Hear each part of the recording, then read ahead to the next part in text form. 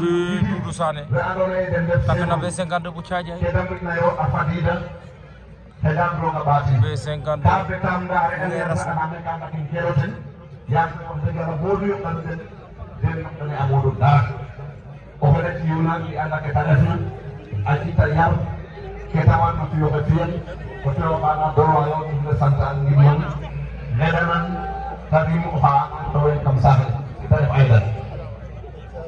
donc génération ni am yayo yon tay tam nak ko fulay na deug wonay les fans xay moy no délégation ni fans de deux ka ka joli da moy non na bobe la kadali etc ko fu ni ma xala dum kon yeen ni bokk ci délégation bi képp ko xamné tuddu sa tour damay bañ nak ñu guddé fi waye ci nek yeen bi nga tek ak modu xam nañu ko ñu modu ci sa yow xam nañu ko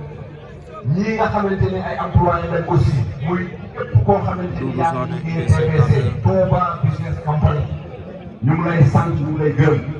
bu foire amee du ngeen noppalu yéen a ngi ci guddeeg bëccëg di daw ci kanamu Modou nekk ci ginnaawam di ko jàppale comme ni ñu ko waxee dëgg na nag ay për ngeen ay jàng ngeen du problème waaye nag du tere dinañ leen sant parce que itam nag moom bu tëddee di nelaw yéen a ngi fanaan di waxtaan ak ay xar di waxtaan ak ay béy mais loolu seen baaxu maam la kon nañ leen ko bàyyee